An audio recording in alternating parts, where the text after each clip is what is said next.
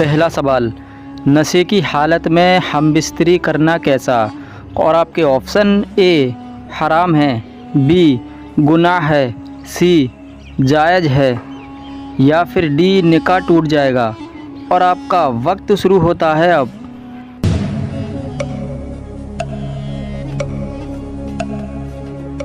इसका सही जवाब है ए हराम है। जी हाँ दोस्तों, वैसे भी नशा करना हराम है, हर किस्म का नशा हराम है। और नशे की हालत में अगर हमबिस्तरी करेगा तो हमबिस्तरी भी हराम होगी। दूसरा सवाल, बिना हमबिस्तरी के वलीमा करना कैसा?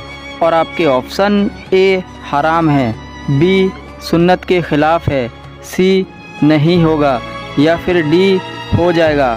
और आपका वक्त शुरू होता है अब।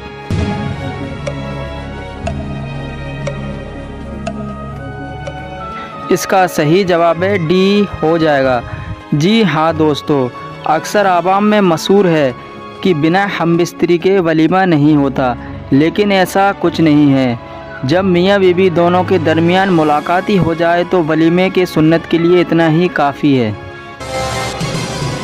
तीसरा सवाल, हमबिस्तरी के दौरान शर्मगाह को देखने से क्या होता है?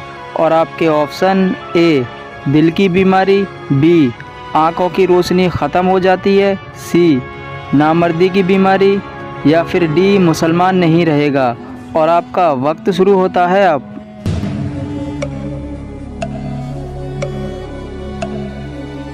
इसका सही जवाब है बी आँखों की रोशनी ख़त्म हो जाती है। जी हाँ दोस्तों, हमबिस्तरी के दौरान मियाँ बीवी को एक दूसरे की शर्मगाह को नहीं देखना चाहिए।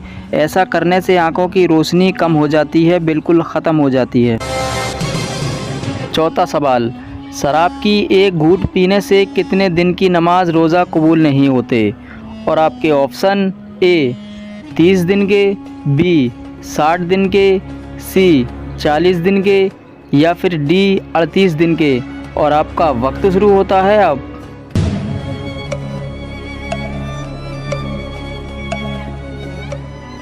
इसका सही जवाब है सी 40 दिन की रोज़ा नमाज कबूल नहीं होते।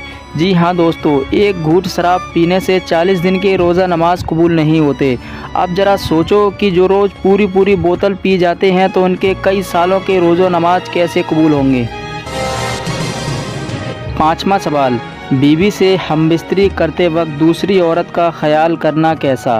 और आपके ऑप्शन ए हराम है, बी गुनाह है, सी मकरूह है, डी जायज़ है।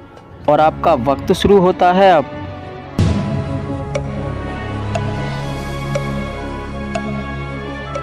इसका सही जवाब है बी गुनाह है। ये कोई आम गुनाह नहीं है, बहुत ही बड़ा गुनाह है। जब बीवी से हमबिस्तरी करते वक्त अगर आप दूसरी औरत का ख्याल लेकर आए और बीवी से हमबिस्तरी कर रहे हैं तो ऐसा करना बहुत बड़ा गुनाह है। छठवां सवाल, हमबिस्तरी किस वक्त करने से फ़ायदा होता है? और आपके ऑप्शन ए 2 बजे, बी 12 बजे, सी 10 बजे या फिर डी 1 बजे। और आपका वक्त शुरू होता है अब।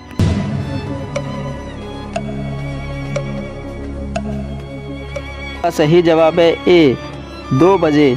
जी हाँ दोस्तों, हज़रत इमाम फ़की अबुल लैथ रज़ी अल्लाह ताला अन्हु अपनी किताब में फ़रमाते हैं, हमबिस्तरी के लिए सबसे बेहतर वक्त रात का आखिरी हिस्सा है, यानी तकरीबन रात 2 बजे से 4 बजे के दरमियान। क्योंकि रात के पहले हिस्से में पेट ग़िज़ा से भरा होता है और भरे पेट मुवासरत करने से सेहत को नुकसान है, जबकि रात के आखिरी हिस्से में सोबत करने से फ़ायदे हैं। जैसे आदमी दिन भर का थका हुआ होता है और रात के पहले हिस्से में उसकी नींद हो जाती है, जिससे उसकी दिन भर की थकावट दूर हो जाती है। उसके अलावा दूसरा एक ये भी फ़ायदा है कि रात के आखिरी हिस्से तक खाना अच्छी तरह हज़म हो जाता है। अतिब्बा की तहकीक के मुताबिक पेट भरे होने की हालत में हमबिस्तरी नहीं करना चाहिए कि उससे औलाद कुंद जहन पैदा होती है। सातवां सवाल, हैज वाली औरत के हाथ का खाना पीना कैसा? और आपके ऑप्शन ए गुनाह है, बी हराम है, सी जायज़ है या फिर डी मुबाह है। और आपका वक्त शुरू होता है अब।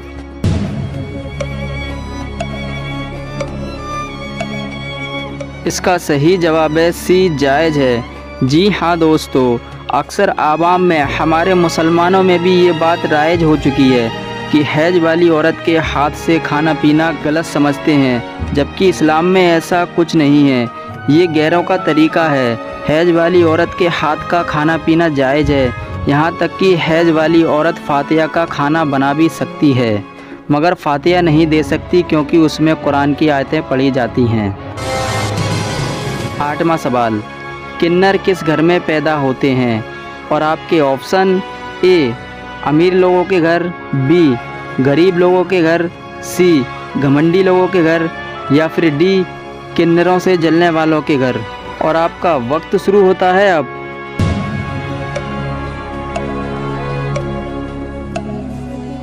इसका सही जवाब है डी, किन्नरों से जलने वालों के घर अक्सर किन्नर पैदा हुआ करते हैं।